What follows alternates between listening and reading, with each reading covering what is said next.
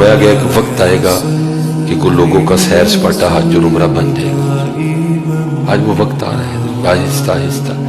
अब हाँ, हम वहाँ नहीं जाते, अब हम सेल्फियाँ खींचने जाते हैं ताकि हम जाके लोगों को बता सके कि मैं भी मदीने गया हुआ था। तू लोगों के लिए आया, तू देख तो सही तू किन की बारगाह में है। तुझे अभी भी लोग याद हैं, तुझे यहाँ के भी दोस्त याद हैं।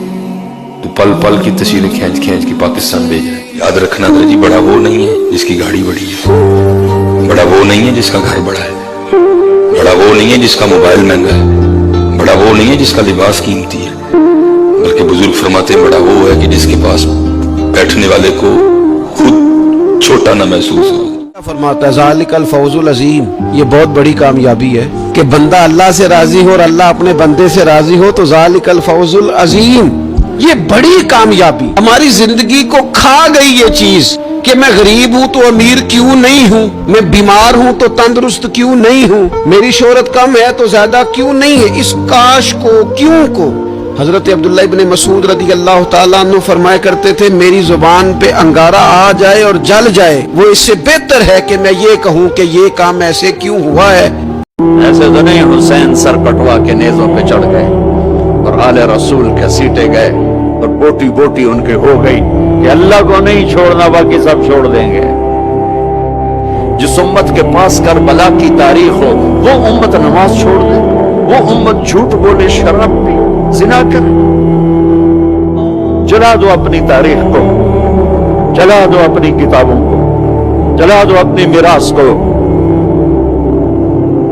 जो करना फिर जो मर्जी करो, भुला दो हुसैन की कुर्बानी को।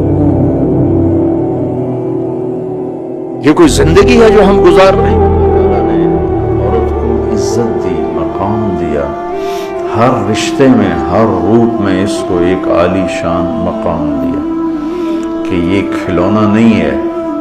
दुनिया में करोड़ों लोग ऐसे भरे पड़े हैं जो औरत को खिलौना बना के इस्तेमाल करते हैं। इसको अल्लाह ने इज्जत दी है, इसको इज्जत के साथ हर रिश्ते में इसको इज्जत दो। अल्लाह ताला ने अम्मा हव्वा को बाएं तरफ से पैदा किया, आदम अलैहिस्सलाम की बाएं पसली से निकाला, तो वो बाएं तरफ दिल होता है, सीधी तरफ दिल नहीं होता, दिल उल्टी तरफ होता है। ये इस तरफ से पैदा करने में ये पैगाम है कि औरत किसी भी रूप में हो वो दिल के करीब होनी चाहिए। तैयार कैसी की हमने? जो औलाद नमाजी ही नहीं है वो क्या इसाले सवाब करेगी? जो औलाद कुरान पढ़ने ही नहीं जानती वो क्या इसाले सवाब करेगी? जिस औलाद को नेकी करने का शौक ही नहीं है वो आपको कैसे इसाले सवाब करेगी? अगर बाप भी नमाजी था, बेटा भी नमाजी था, बेटी भी नमाजी थी, घर में कुरान खानी होती थी, रमजान के रोजे रखे जाते थे, शबे बारात और शबे जनाब कदर वगैरह बड़ी रातों में इबादतों का सिलसिला था, तो जब बाप मर भी जाएगा औलाद को याद आएगा आज बड़ी रात है, इबादत की रात है, चलो वालिद की कब्र पर चलते हैं, चलो उसे कुछ इसाले सवाब करते हैं, आज जुमेरात की रात है अब्बू को याद करते हैं। हमने औलाद कैसी तैयार की है? ये सवाल बनता है। प्यारे आका फरमाते हैं कि जो अपने माँ बाप की तरफ से अगर कोई अपनी हथेली आपके सामने कर ही दे तो इसे ठोकर मत मारो। उसने इज्जत नफ्स जो है अपनी हथेली पर रखकर आपके सामने रख दी है। अब तुम्हारी मरूवत, तुम्हारी शराफत का तकाजा यह है कि मसाइल फला तनहर, अब इन्हें झिड़कना नहीं है, डांट डपट नहीं करती। अगर कि हमारे आजकल के माशरे में जो प्रोफेशन बन गया बैगरी का, उसमें बसा औकात जो है वीसा छुड़ाना मुश्किल हो जाता है।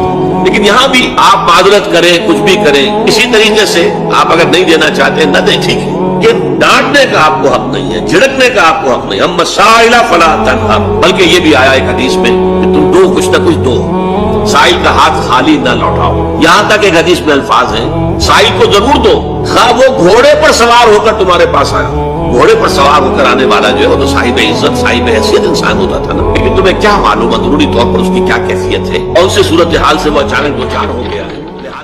रूहानी मसला एक नफ्सियाती मसला भी है।